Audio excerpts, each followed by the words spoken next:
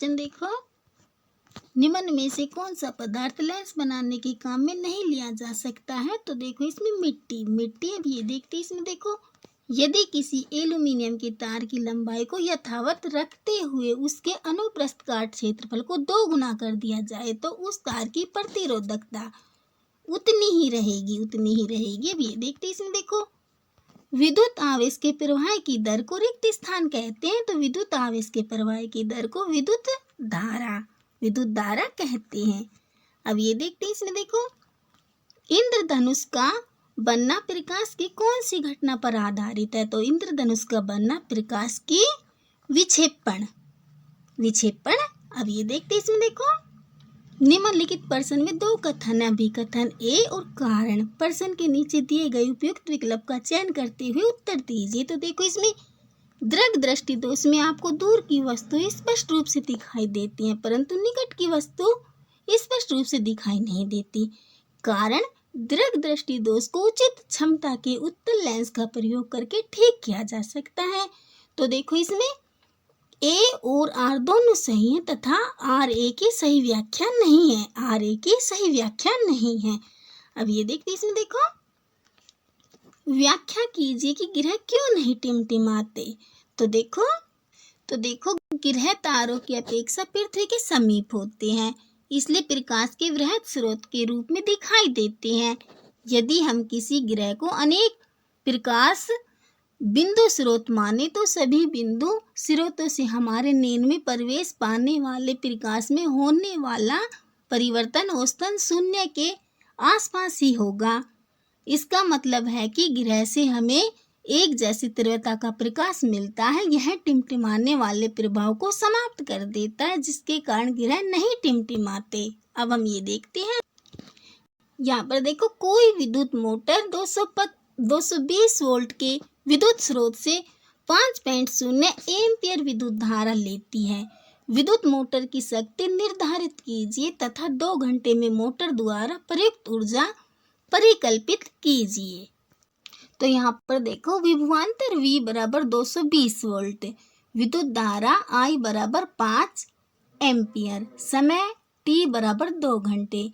यहाँ पर देखो विद्युत मोटर की शक्ति P बराबर VI, शक्ति का सूत्र P बराबर VI, P बराबर 220 गुणा 5, 220 वोल्ट गुणा 5, देखो 5 एम्पियर। अब 220 गुणा 5 के तो देखो ये 1100 वाट, P बराबर 1100 वाट। अब यहाँ पर देखो विद्युत मोटर द्वारा उपयुक्त ऊर्जा का सूत्र देखो, यहाँ पर E बराबर P गुणा T, P देखो यहाँ पर कितना था, ये 1100 वाट, और T बराबर देखो समय 2 घंटे। अब 1100 गुणा ये 2 किए तो देखो ये 2200 वाट घंटा। अब देखो 2.2 किलोवाट घंटा, देखो 2200 वाट घंटे को जब हम ये किलोवाट घंटे में बदलते हैं, देखो ये 1000 का भाग दिया तो देखो ये 2.2 वाट घंटा। अब देखो वाट घंटे का सूत्र देखो, ये किलोवाट घंटे का सूत्र देखो, नहीं सॉरी, किलोवाट घंटे का मान देखो, ये 3.6 गुणा 10 की पावर 6 जूल। तो देखो अब 2.2 गुणा 3.6 गुणा 10 की पावर 6 जूल। देखो इसका गुणा करने के बाद देखो ये 7.92 गुणा 10 की पावर 6 जूल, ये आ जाएगा 7.92 गुणा 10 की पावर 6 जूल। अब हम अगला देखते हैं। अब हम ये देखते हैं इसमें विद्युत धारा किसे कहते हैं, इसका सूत्र व SI मात्रक लिखें। तो देखो विद्युत धारा किसी चालक में आवेश के प्रवाह की दर को विद्युत धारा कहते हैं। किसी चालक में आवेश के प्रवाह की दर को विद्युत धारा कहते हैं। सूत्र I बराबर Q बटे T, या I विद्युत धारा, Q आवेश तथा T समय को दर्शाता है। विद्युत धारा का SI मात्रक एम्पियर है,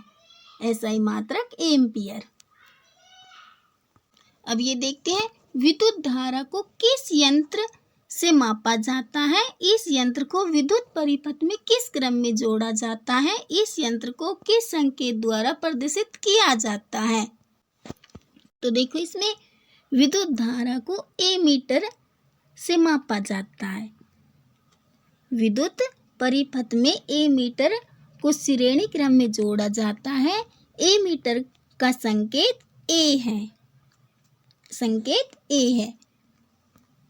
अब ये देखते हैं, इसमें देखो 1 एम्पियर को परिभाषित करें। तो देखो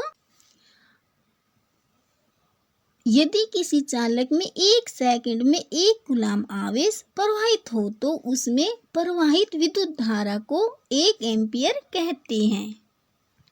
अब ये देखते हैं, इसमें देखो किसी धारावाही वृत्ताकार पास के कारण चुंबकीय क्षेत्र का वर्णन कीजिए।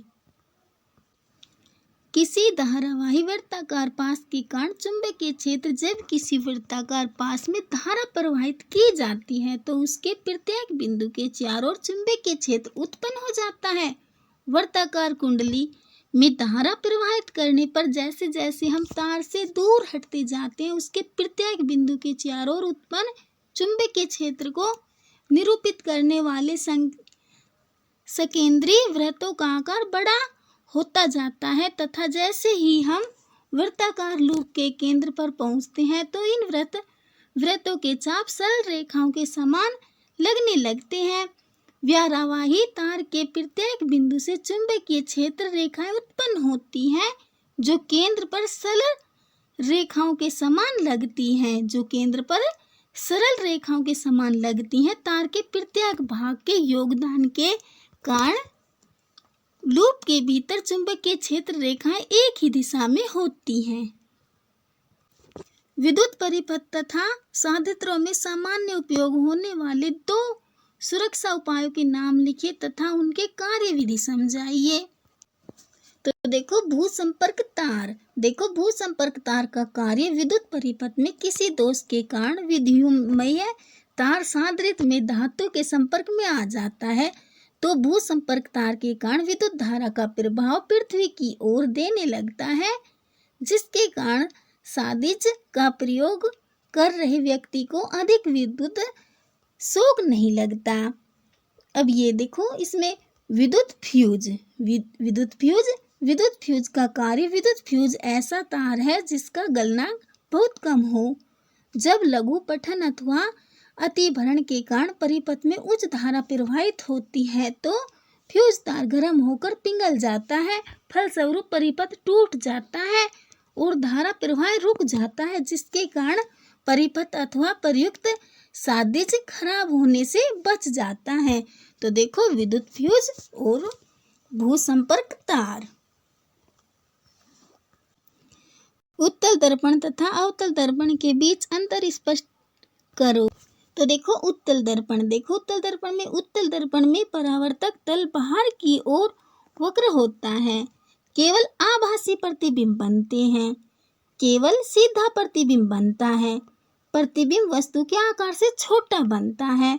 महासागर की करने को अपसरित करता है। देखो ये उत्तल दर्पण में। अब ये देखो अवतल दर्पण। देखो अवतल दर्पण में परावर्तक तल अंदर की ओर वक्र होता है। अब ये देखो आभासी और वास्तविक 2 प्रकार के प्रतिबिंब बनते हैं।